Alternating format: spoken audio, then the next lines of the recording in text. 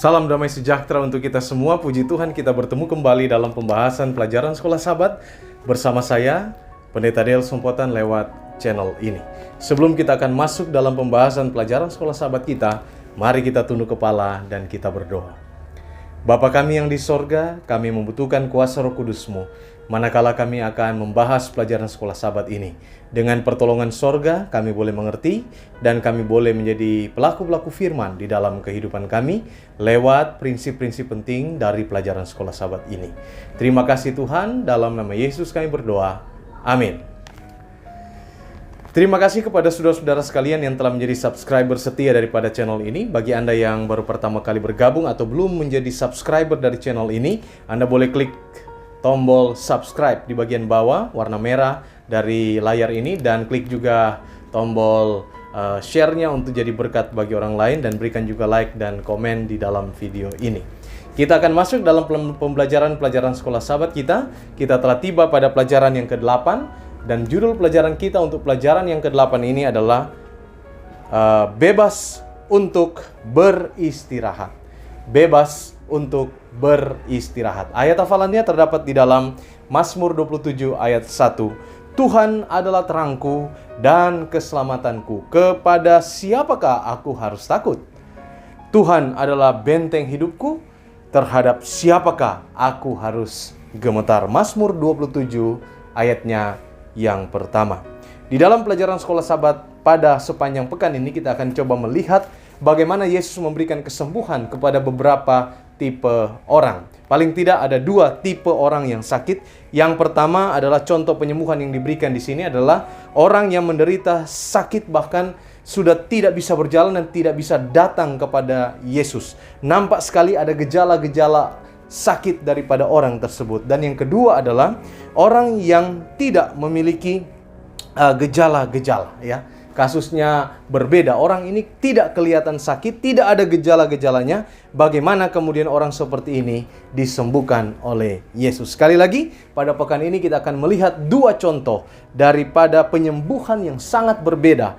Di kasus yang pertama, si penderita sakit ini sangat sakit sehingga dia bahkan tidak bisa datang kepada Yesus. Dan gejala-gejala dari sakitnya ini jelas terlihat di mata daripada semua orang yang ada di situ. Dan dalam kasus yang kedua, tidak ada gejala apapun yang terlihat sama sekali. Dan pada kasus yang kedua ini, penyembuhan datang dalam waktu dan cara Tuhan.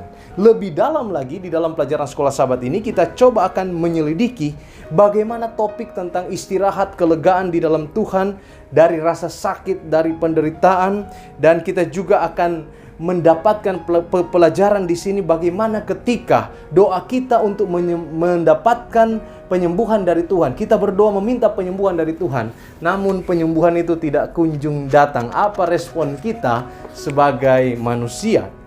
Saudara-saudara yang dikasihi oleh Tuhan Yesus Kristus, di sini yang pertama kita akan coba melihat di dalam Markus 2 ayat 1 sampai 4. Ada orang yang lumpuh, yang di dalam kisah ini orang yang lumpuh ini merasa bahwa dia telah melakukan dosa, dan oleh karena dosa ini maka ada sakit penyakit yang kemudian tertimpa di dalam dirinya. Dan pandangan ini pun sama dengan penilaian orang-orang yang ada di sekitar dia. Bagaimana orang yang sakit karena melakukan dosa. Jadi ketika orang sakit selalu diidentikan dengan apa yang telah dia lakukan, dosa apa yang telah dia lakukan. Nah, di sini Yesus memberikan kepada kita sebuah pemahaman lewat pelajaran Sekolah Sabat ini bahwa kabar baik bagi kita adalah entah kita sakit, entah kita sehat, Yesus hadir selalu di sana bersama-sama dengan kita. Kita perlu menyadari bahwa dunia ini tidak diciptakan dengan harus ada orang sakit di dalamnya. Dunia ini diciptakan begitu sempurna, namun oleh karena adanya dosa, maka sakit dan penyakit pun mengiringi kehidupan daripada manusia. Tapi sebenarnya itu bukanlah rencana Tuhan. Oleh karena itu Tuhan memberikan kepada kita pedoman-pedoman kesehatan supaya membuat kita selamat daripada sakit dan penyakit ini. Dan kita bisa memiliki kualitas hubungan yang lebih baik dan lebih sempurna lagi dengan Tuhan. Tetapi ingat bahwa selama kita berada di dunia yang berdosa ini, maka tidak ada jaminan kesehatan yang terlalu menjadi bagian kita, dalam arti kata kita fix, kita akan sehat terus. Tidak, saudara-saudara sekalian, tidak peduli seberapa rajin katanya kita mengikuti prinsip kesehatan, tetapi selama kita berada di atas dunia yang berdosa ini, sakit dan penyakit itu seringkali muncul dan ada di dalam kehidupan manusia. Namun kabar baiknya bagi kita adalah sebagai berikut. Allah memberi kita istirahat. Entah kita sakit atau kita sehat. Entah penyakit itu akibat dari perbuatan kita sendiri, ataupun dari orang lain, ataupun dari gen, ataupun turunan, ataupun hanya produk sampingan dari hidup di dunia yang berdosa ini. Tuhan ada di sana untuk memberikan kepada kita, katanya apa? Memberikan kepada kita istirahat. Saudara-saudara yang dikasihi Tuhan Yesus Kristus, pelajaran sekolah Sabat ini bilang seperti ini. Jika pernah ada waktu kita membutuhkan istirahat, itu adalah pada saat kita sakit. Jadi secara fisik, tubuh butuh istirahat dan di sanalah kita sakit. Tapi justru di sanalah kemudian meningkatkan sistem kekebalan di dalam tubuh kita. Dan ketika kita sering membutuhkan istirahat mental, kadang-kadang itu semua, ketika kita sedang membutuhkan istirahat mental, muncul juga respon-respon atau reaksi-reaksi tubuh kalau kita butuh istirahat mental. Kadang-kadang itu semua segala sesuatu yang tidak mengancam kehidupan kita. Contohnya mungkin hanyalah pilek, migrain, kita berbaring di sana dan berusaha untuk tidak memikirkan semua yang seharusnya tidak bisa kita lakukan. Nah, ini saudara-saudara sekalian sebuah realita yang terjadi di dalam kehidupan kita. Kemudian, jenis orang yang kedua yang sakit ini adalah orang yang lumpuh, yang diturunkan di hadapan Yesus dan semua mata kemudian memandang pada Yesus. Apa yang akan Yesus lakukan kepada orang yang lumpuh yang diturunkan di tengah-tengah Yesus? Nah, di sini kita bisa melihat di dalam Markus 2 ayat 5 sampai 12, karena kita sering tidak menyadari suatu penyakit sampai kita melihat gejalanya. Jadi, penyakit itu seringkali kita tidak tahu. Nanti ada gejala, baru kita lihat, oh kita sudah sakit. Dan kebanyakan yang disembuhkan adalah gejalanya, padahal itu belum tentu mendapatkan penyembuhan yang sempurna. Nah, kita melihat di sini dalam kasus orang yang disembuhkan di dalam Markus 2 ayat 5-12 ini, di mana orang yang sakit ini, kemudian Yesus tidak mengobati gejalanya, tapi Yesus langsung mengobati akan apa?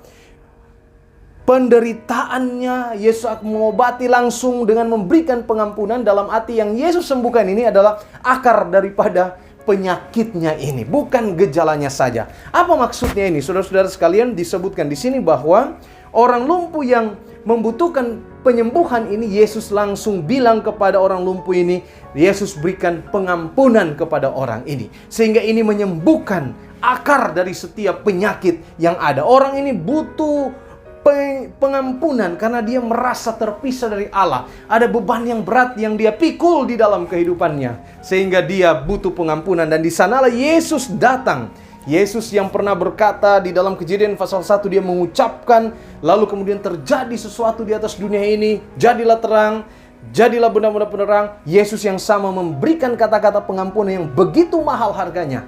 Dia harus mati di kayu salib untuk menyelamatkan kita manusia yang berdosa. Pengampunan ini yang dibutuhkan oleh orang yang lumpuh ini. Para pemimpin agama terkejut ketika mendengar Yesus mengucapkan pengampunan ini. Mereka tidak mengerti kenapa Yesus melakukan itu. Tetapi disinilah keahlian juru selamat kita. Dia menyembuhkan segala sesuatu dari akar persoalan yang terjadi. Kemudian saudara-saudara sekalian, kita juga belajar di sini dengan satu judul, bagaimana melarikan diri. Di sini kita melihat sebuah kisah tentang Elia. Dia memiliki waktu 24 jam yang sangat mengelakkan. Pengalaman ini ditambah dengan kesadaran akan hal-hal yang buruk yang menjadi ancaman kematian berfungsi untuk sebagai pemicu depresi bagi Elia. Kita tahu bersama cerita Elia di dalam 1 Raja-Raja 18 atau 1 Raja-Raja 19 ayat 1-5, di mana kemudian Elia dia melarikan diri karena dia terancam oleh Isabel yang akan menyerang atau membunuh dia akibat dia telah kemudian menang melawan 450 Nabi Baal yang kemudian dibunuh oleh Elia. 850 ya. 850 telah dibantai oleh Elia. Namun kemudian Elia mengalami satu kelelahan dan dia harus melarikan diri karena dia takut untuk kemudian dibunuh oleh ancaman daripada Isabel. Terlalu lelah untuk berlari. Elia terlalu lelah untuk berlari lagi.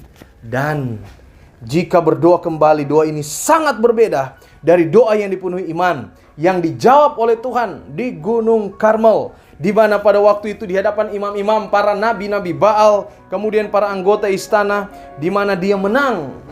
Dia sanggup untuk kemudian membunuh.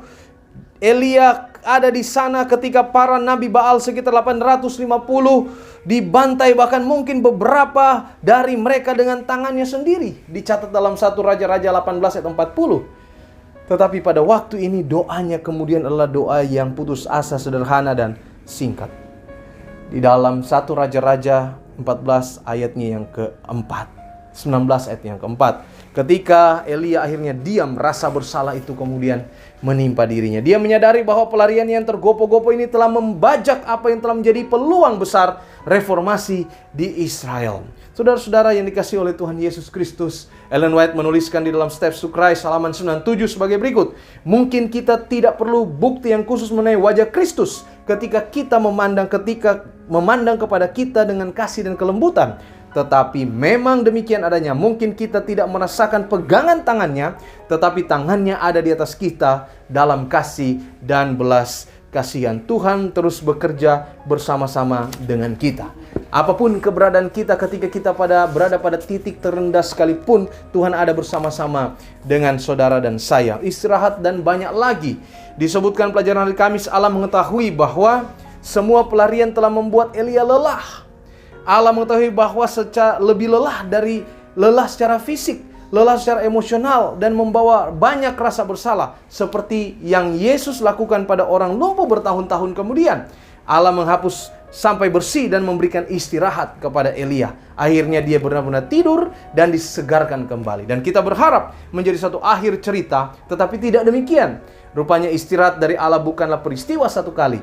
Masuk ke dalam perhentian Allah berkaitan dengan penyembuhan. Dengan perlahan belajar meninggalkan pola pikir yang negatif yang merusak kebiasaan. Allah tidak terburu-buru menyembuhkan.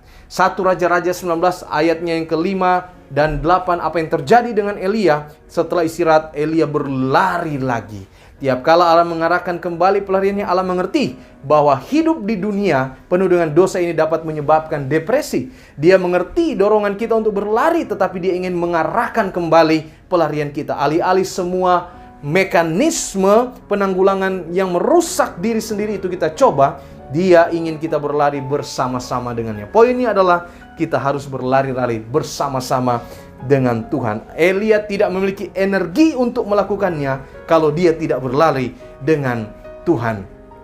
Allah mengetahui bahwa hari-hari yang lebih baik menanti daripada Elia. Oleh karena itu Allah memberikan kesembuhan kepada Elia dari rasa putus asanya.